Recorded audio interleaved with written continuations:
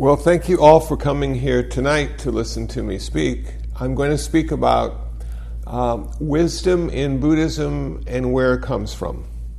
And the reason I'm going to talk about that again is because I was talking to a woman the other day, and she said, wisdom is very important in Buddhism. It is one of the wings of the bird. So the bird of Buddhism has two wings. One is compassion, one is wisdom. If both wings are there, it can fly. But the question I had was, where does wisdom come from?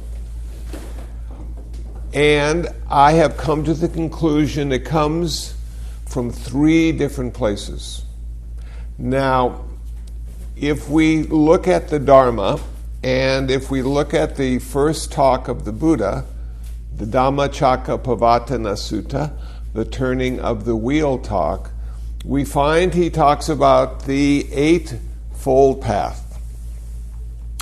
And if we understand what the Eightfold Path is, right view, right intention, right speech, right action, right livelihood, right effort, right mindfulness, and right concentration, we can take those 8 path factors and put them into 3 categories: personal discipline, mental purification, and wisdom. So I said to myself, the first place we can find wisdom in Buddhism is in the Eightfold Path. There are 2 path factors that we find in the wisdom category. They are right view and right intention. Right view means to understand the 4 noble truths in an intellectual way by reading it and discussing it and listening to Dharma talks about it, but it also means to have a direct experience of the 4 noble truths. So we look at the 4 noble truths and we find the first truth is that life is really difficult. Why is life so difficult? Because we are born. Why are we born? Because we have karma. Because we are born, we are going to get sick, we are going to get old, and we are going to die. A lot of people don't think about that as being unsatisfactory, but if you think of it in this way, 100 years from today, 7 billion people will be dead. That's a lot of people dying. I don't know if we can put them all in the ground. Of those 7 billion people that are alive today, every one of them will get sick over and over and over again. And of those 7 billion people, a lot of them will get really old. And they'll have gray hair or no hair. They'll have teeth or no teeth. They won't be able to see very well, and they won't be able to hear very well. And we look at this as being ultimately unsatisfactory from a Buddhist standpoint, because life is never good very long. Even if you go to Knott's Berry Farm down the road and spend the whole day there and eat ice cream and have fun, sooner or later they will ask you to leave because they have to close. And that's just like life. Sooner or later our happiness will go away. It has to leave too. So, why is our life unsatisfactory according to Buddhism?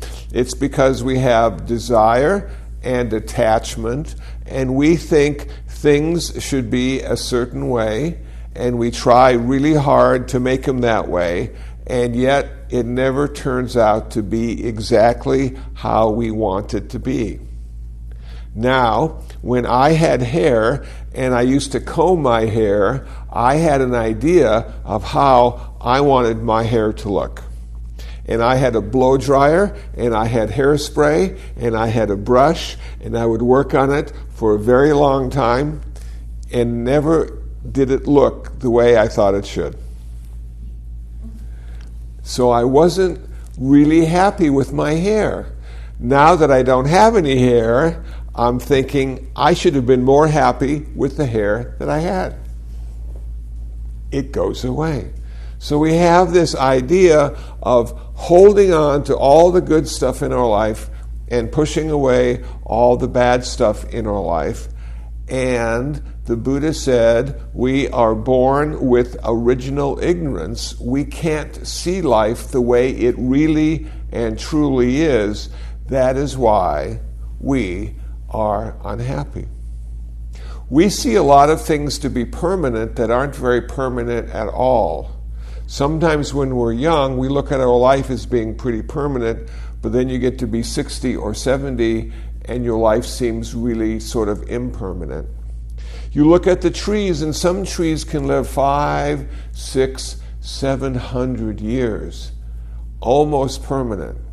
But then you look at the mountains, and the mountains can live to be 10 million years old before they turn to dust.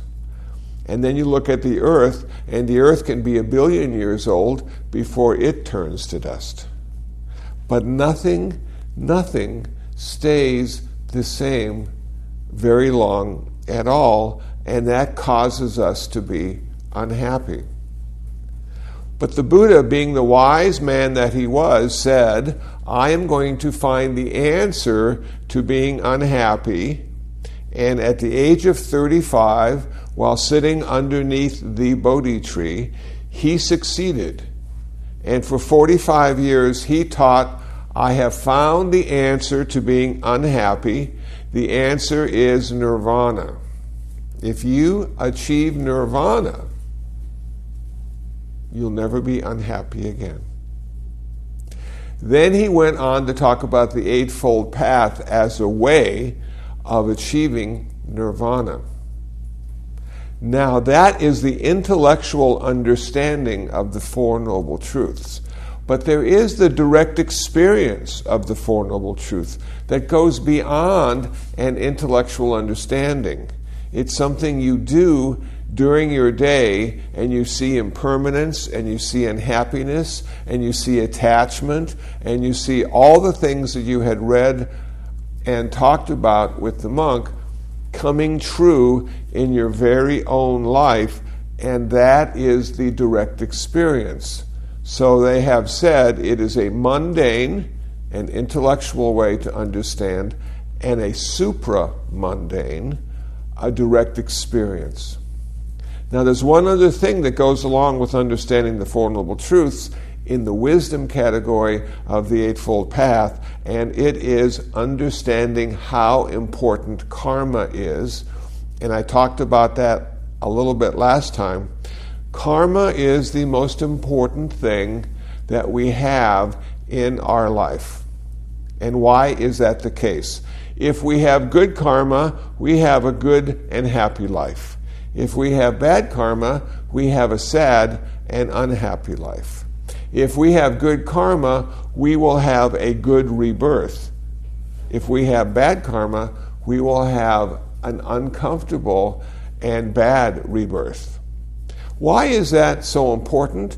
It's so important because in 100 years, 7 billion people will be dead, and they'll want to get reborn again.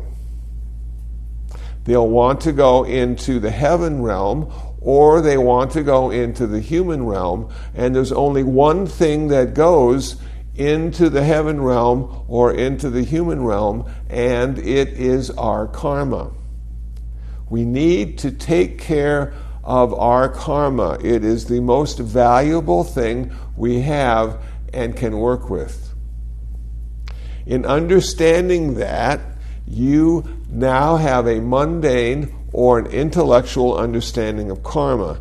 But if you practice kindness and generosity and compassion and see how that changes your karma and how much better your life becomes, then it is no longer simply an intellectual understanding. Now you know it to be true because you have experienced it in your own life. The second aspect in the Eightfold Path is right view number one, right intention, number two. So the wisdom of right intention means that we need to have the intention of generosity, we need to have the intention of love and kindness, and we need to have the intention of compassion. Intention means our mind is thinking about it, and eventually our mouth and our body will talk and act on our intentions. So, if you have ever been angry at someone and had an angry intention and then opened your mouth, sometimes unpleasant words can come out. If you really like somebody or love someone and you're thinking about how much you love them and then you open your mouth, kind and pleasant words will come out. So the Buddha said our mind leads our speech and action into the world. What we think will eventually be what we say and what we do. So we want to think good things so we have good speech and good action. And you may say to yourself, what is a good thing to think about? And the Buddha would have said, love, generosity, compassion, and wisdom. And then you say, well, what is a bad thing to think about? And the Buddha would have said, greed, hatred, and delusion or ignorance. So we have all these thoughts all the time running through our minds, and our job is to, if we have a thought of hate, don't say or do anything. If we have a thought of kindness, we want to say and we want to do something. Now, I was talking to the monk today, and I understand that you're going to have a blood drive and give a pint of blood so other people can continue living. Is that a good thought or a bad thought? Good thought. It is a good thought. And in having that good thought and having that good action, you get good karma. And your life will be better because of that. So it all works together. So in the Eightfold Path, we can find wisdom. Now, I said to myself, how about meditation? Can we find wisdom in meditation? There are 44 different kinds of meditation. In 40 kinds of meditation, we can find one kind of wisdom. In 4 kinds of meditation, we can find the other kind of wisdom. So I'm going to talk about the 4 kinds first. It's called insight meditation, or vipassana meditation, or mindfulness meditation. This is the exact meditation that the Buddha did in order to achieve nirvana. It had been practiced by the other Buddhas who had lived on the world before him, but had been lost once the last person practicing Buddhism died. Siddhartha rediscovered the path to nirvana through his own effort, wisdom, and compassion, and started the wheel of Dharma turning again 2,600 years ago. One day, the last person who practices Buddhism will die, and then the next Buddha will be reborn on earth to start the wheel of Dharma turning again. That Buddha's name will be Maitreya Buddha. If we practice insight meditation, we can understand 3 things in a very unique and special way. I gave a talk last Sunday at a Unitarian church about these 3 aspects of Buddhist wisdom found in insight meditation, and all the people, even if they have never heard about Buddhism, found these 3 aspects of wisdom to be very interesting and very valuable in understanding why humans suffer. In the insight meditation known as vipassana, the first wisdom aspect that we come to understand is that everything is always changing. In Pali, it's called anicca. Things are in a constant state of change all the time.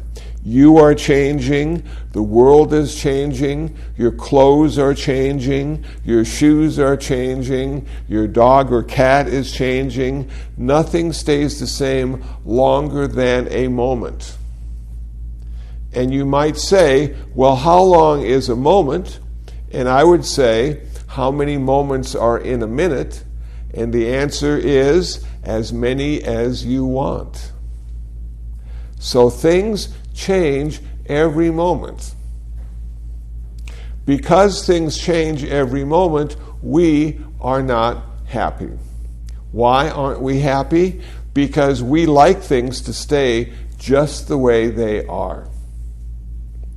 Looking in the mirror today and looking in the mirror 50 years ago, I have changed quite a bit. I would prefer to look like I did 50 years ago. But everything changes. So now I look in the mirror and I say, who is this person looking back?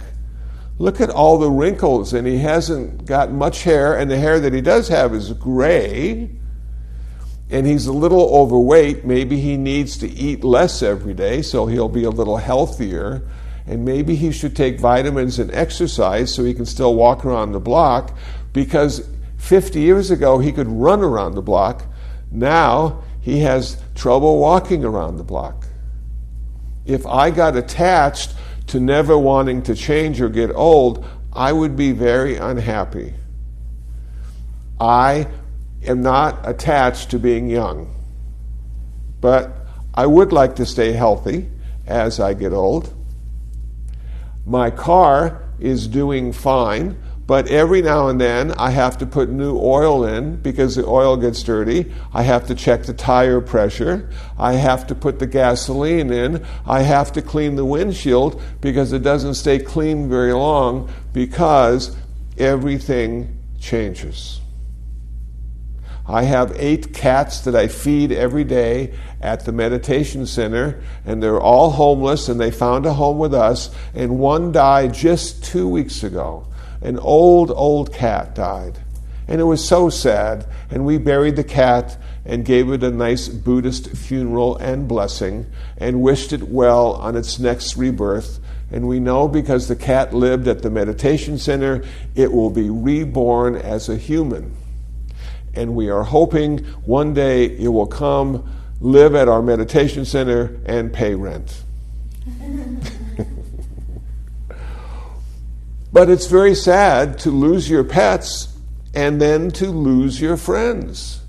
Now and then, as we get older, one friend dies or another friend dies. If we get old enough, both our parents will be dead and we'll still be alive.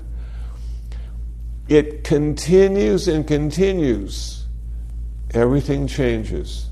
And change does not normally bring us happiness. It brings us unhappiness. So this is the first aspect of Buddhist wisdom that comes out of insight meditation. The second aspect of Buddhist wisdom is called dukkha, and we all know what that means. That means life is ultimately unsatisfactory. Some people say dukkha means suffering, but humans don't suffer all the time. We have good days and we have bad days. We have fun things and we have not so fun things. So we're not always suffering. We're not always unhappy. If we were, we would probably all commit suicide. So we have enough good things in our life to keep us wanting to live and experience our life and get to the next day. But sooner or later, because everything changes, we'll become unhappy, we'll become sad, we'll become despondent and wish things would be different than they are. And then we wake up the next day and everything's different and it's better, and then we have a nice day, and then the next day it's not so nice. We have a lot of homework to do and a test to take, and then the next day is the weekend, and then it is fun again. And it just keeps going like that. We have good and we have bad. People who always want to have good will be disappointed. So I think for us, being a Buddhist, we have to understand that our life will be filled with both good and bad. But because everything changes, the good won't last as long as it could, and the bad will change as well. So the good and bad will last, but it will always change. The third aspect of Buddhist wisdom is called anatta. This is the most difficult of all to understand. So I'm going to try to share my understanding with you to help you understand how I understand anatta. Long, long ago, when humans were living in caves, what we came to understand is nothing. We were just like the dogs and the cats and the birds and the elephants. We were living in the present moment with no past or no future and no way of identifying ourselves. And for some reason, something happened that one human being woke up to the fact that he or she was not connected to the world like all the other animals. So imagine looking into a pond of water and seeing your face reflected back and understanding that that is your face. If you put a mirror in front of a cat or a dog and they see their image, they think it's a different cat or a different dog. They don't think it's them. They can't see themselves in the way humans can see themselves. Then, when we were very small children, all of a sudden we would be hungry and we would cry and the universe would feed us. The universe would feed us. Then as we got a little older, we started to figure out that there was someone else in the room with us. And that turned out to be Mom. Mom was there. We didn't know that Mom existed. We thought the universe was feeding us. And now we understand that Mom is feeding us. And then one day we look down and we see something and we're not quite sure what it is, and it turns out to be our hand. And we go, I wonder if that hand is attached to me. And as we get older, we understand that we can move our feet and our hands and our arms and our legs, and we have a body. And now we are separate from Mom, and we are separate from the bed, and we are separate from the room. And then Mom starts to teach us words to give us an understanding so we can communicate with other human beings. So Mom will point to something and say, chair, chair, chair. And then one day, because you want to make Mom happy, you say chair too. And Mom is so happy. But what is a chair? Is it the sound that you just made? Is that a chair? Is it the image that your mom was pointing at? Is there only one kind of chair? Or are there 1,000 kind of chairs? And what's the difference between a chair and a stool and a bench? They're all similar, but they all have different words. So we begin to acquire a vocabulary so we can name things around us and we can communicate with other people. So when somebody says a chair, right now in our minds, a picture of our own little personal chair, the way we think of a chair, arises in our mind. Some people might think of a rocking chair. Some people might think of a throne. Some people might think of a leather chair, or a wooden chair, or a plastic chair, or an aluminum chair. But this little image comes in our mind, and now we have communication. And then somebody took a piece of paper and started drawing lines on the paper and made up 26 letters and connected the letters in a certain way to have words.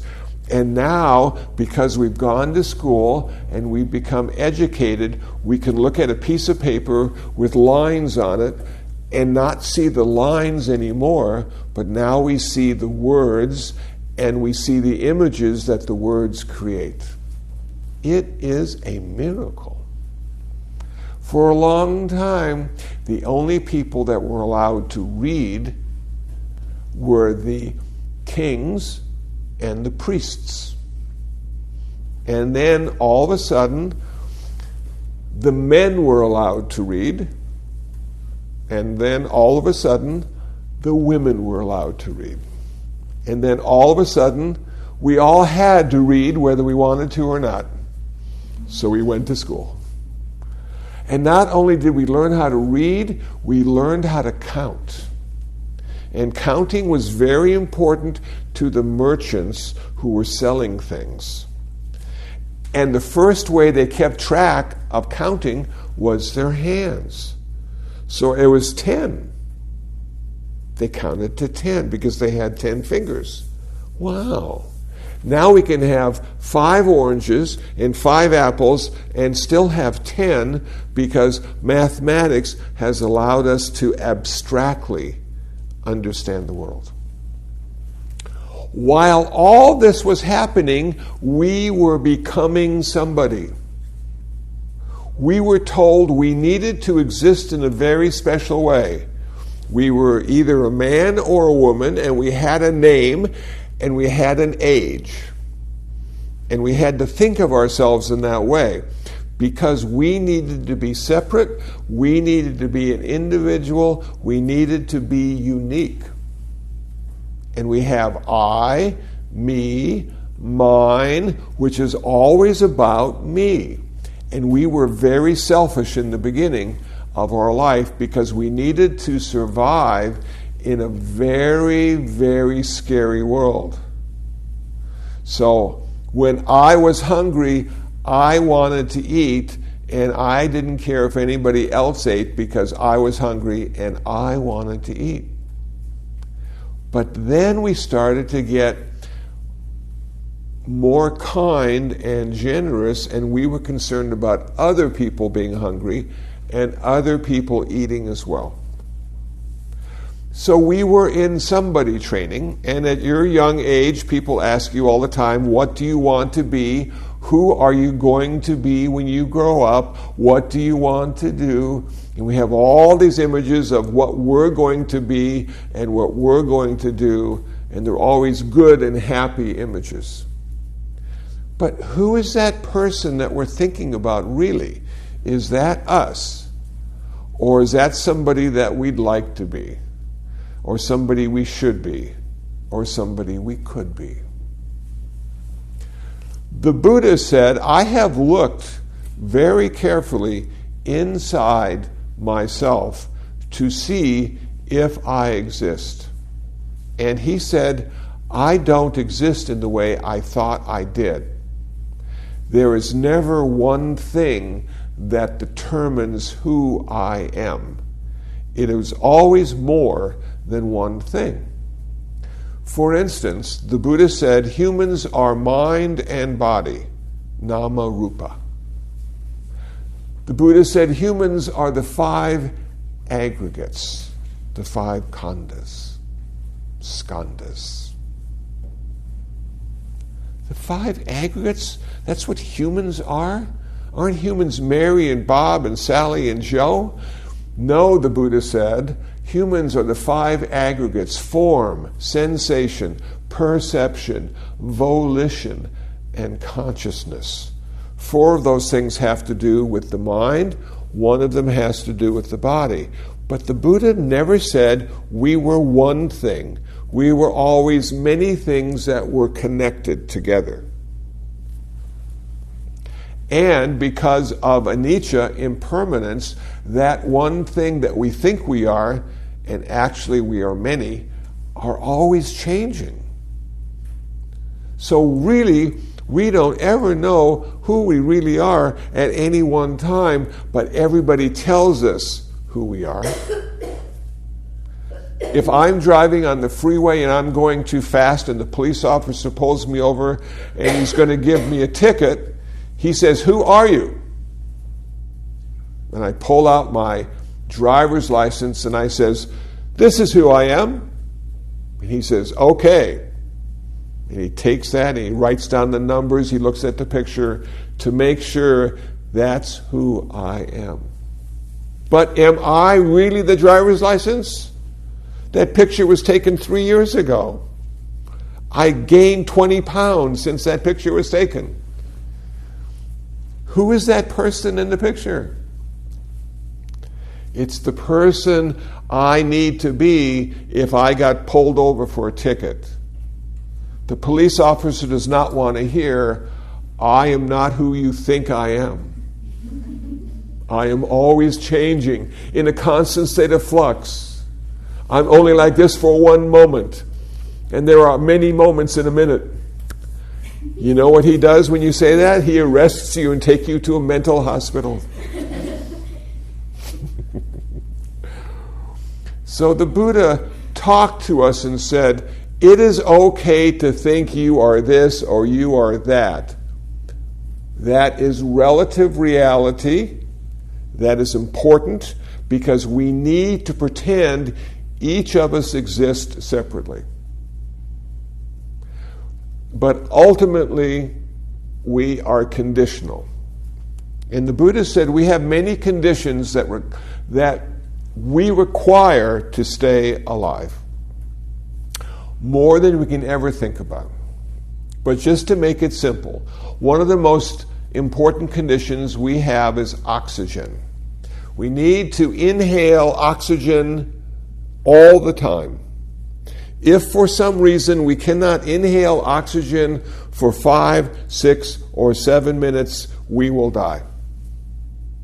We have right now 7 billion people on this earth who have been able to breathe oxygen all the time.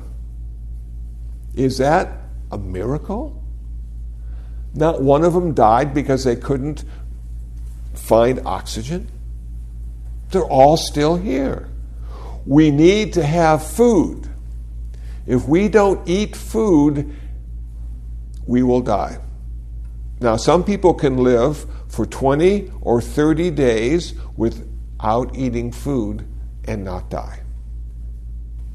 I can live 40 days without eating food because I have reserves. But if I go long enough without food, I will die. And so far, in my whole life, I've always had enough food and oxygen to live. We need shelter. We need a place to hide from the sun and the rain and the cold. We need clothing to protect us. We need so many things just to keep our life here on earth going. And most of us never think about that. So the Buddha said, we are not the self we think we are. Those are the 3 things that come out of vipassana meditation, the 3 aspects of Buddhist wisdom you'll understand intellectually or have a direct experience of and know them to be true. Now we come to a different kind of meditation, which is called samatha meditation or tranquility meditation, and this kind of meditation is often practiced in Mahayana Buddhism. In Zen or other forms of Mahayana, they will sit quietly, but they won't be doing mindfulness meditation. They'll be doing concentration meditation, deep states of concentration, one-pointedness. What they're trying to do is let go of past and future and come to the present moment experience of their life. It is really hard to let go of past and future because our mind is always thinking about what we should have done yesterday or what we can do tomorrow, but it's rarely thinking about what we're going to do right now.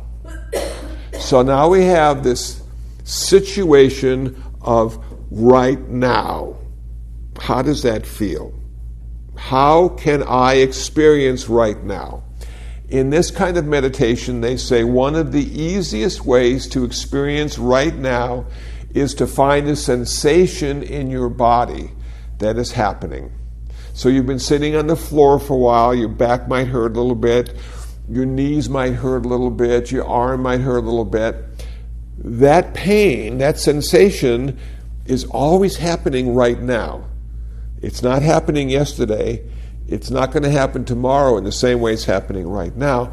So the Buddha suggested in this kind of meditation to find a sensation, and he suggested the sensation of breath, because we're always breathing, and the air is always going in and out of our mouth and our nose. So imagine sitting on the floor quietly, closing your mouth so the air only comes out of your nose, in and out, in and out. You want to count the sensations 1 to 10, 10 to 1, 1 to 10, 10 to 1, and focus so hard on the sensation and the counting that nothing else exists in your life, which is really difficult. But I bet if you went to see the movie Transformers, and you were sitting in the movie theater, and all of a sudden the robots started fighting each other, and the sound was so loud you couldn't even hear yourself think, and the action was just kept moving back and forth, you would have no past and future. You would be so glued to that movie screen that you wouldn't think of anything but what was going on. That's the present moment. That can happen in your meditation, but it's not as exciting as Transformers. So you're sitting there and the breath is going out and the breath is coming in and going out and coming in. And now you're so focused, just like in the movie theater, that the past and the future and all those thoughts you have of the past and the future just fall away. And now the only thing that's going on is the breath. The only thing that's going on is the breath. Now, the next thing that's going to happen is you're going to lose your body. Have you ever lost your body? Probably not. Let me tell you how it works in meditation. We have a body image, a body map, that we learned long, long ago. When we were little children, we liked to run into walls, not realizing the wall was different than us. And then one day our mom said, you can't keep running into the wall. You're going to hurt yourself. Your body ends here. The wall starts there. Those two can never come together. So in our mind, we have this body map of where our body ends and the rest of the world begins. So if I was thirsty and I wanted to drink from a bottle of water, I could be looking at you, I could move my hand, pick up the bottle without even looking at it because I knew where the bottle was and I knew where my hand was. So I have this body image inside my head. If we meditate and go deeper and deeper into that one-pointedness concentration, our body image falls away. And we no longer have a body, and we are no longer separate from the world around us. And what happens at that moment is a great sense of bliss, happiness, and pleasure because we have come home. The universe, the cosmos, has embraced us. And it's saying to us, welcome back. It's good to see you again. But we can't live there because we have to be separate. And being separate creates a bit of dis-ease and discomfort and suffering for us. But it is necessary for us to exist in a very complicated world. I am fond of saying, if I am one with the door, I can never leave the room. I have to be separate from the door in order to open it and walk out. See how that sort of works? But while we're sitting in meditation and not driving a car and not going anyplace, we can lose our past and future, we can lose our body image, and we can come to a place where we're simply a sensation of breath. What this means is this, that we are now having a direct experience of shunyata. That word means emptiness. We are having a direct experience of emptiness. What is emptiness? The definition I like to use is this: empty of independent existence. Not being separate, but being interconnected and interdependent with all things for all time. We have that direct experience. In the later form of Buddhism, it's called a bodhisattva or bodhicitta, the mind of enlightenment. When you come to this place of interconnection and interdependent, you realize that you are connected to everyone and everything in the whole world all the time, whether you want to be or not, whether you experience or not, whether you understand it or not. It is a true and factual experience, and we can intellectually understand it as well. It seems to be a bit more difficult, though. Now, what happens when you experience this is your life now is changed forever. Because now you see a person who's hungry, and it's not a separate person, it's part of you that's hungry. And so you go offer the person some food so you can end your hunger as well. And you see someone who is homeless, and it's not just some person that's homeless, it's a part of you that's homeless. And then you see someone who is dying, and you feel sorry for them, but now you realize it is a part of you that is dying as well. They say when this happens, your heart breaks and it never mends again. Your heart is always broken for the rest of your life, and you look at the world, and what you see is not the happiness, but you see the sadness of all the people living in this world just waiting to die. And you become of service to them, and you offer them food, and you offer them drink, and you offer them advice if they want, or support if they don't want your advice. And you try to be kind and useful to all the creatures in the world. And if you found a homeless cat in your backyard, you just feed the homeless cat so it didn't die of hunger. It would be the normal thing to do. It's really hard to be happy, though happiness does occur.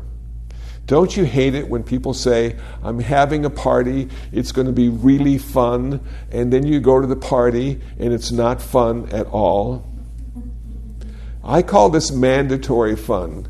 People keep thinking it's going to be fun, and it never is. But then, without expecting it at all, you're in the park and you see a butterfly going from flower to flower, and you say, how fun is that? It happens unexpectedly, without you even wanting it to happen. Fun occurs because you see the interconnection and interdependence of all things all the time. So we have all these kinds of wisdom in Buddhism. We have the wisdom of the Four Noble Truths. We have the wisdom of karma. We have the wisdom of intention.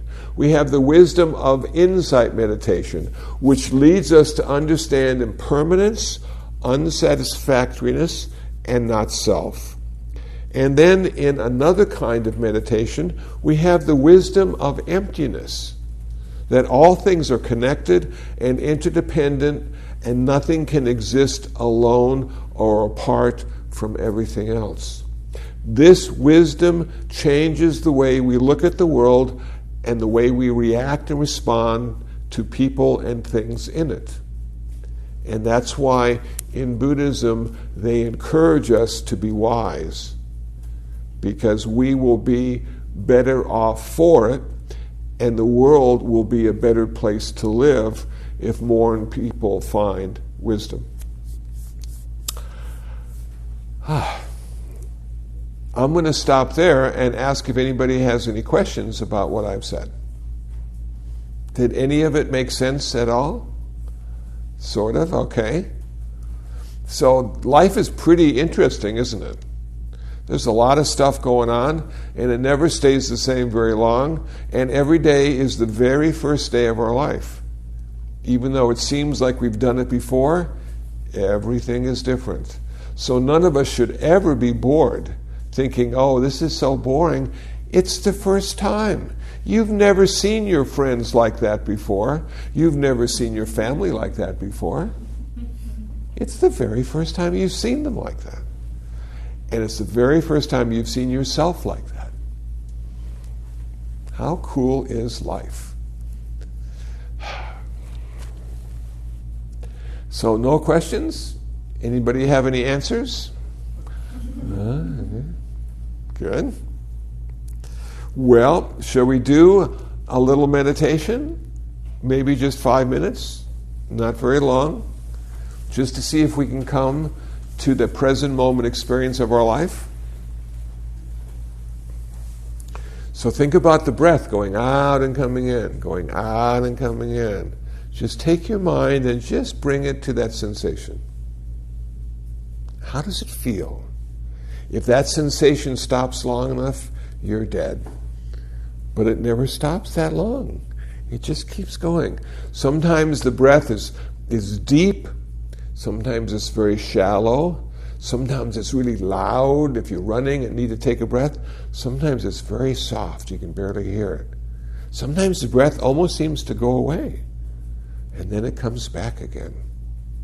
The breath is just fascinating to watch. So let's watch it for 5 minutes. Here we go.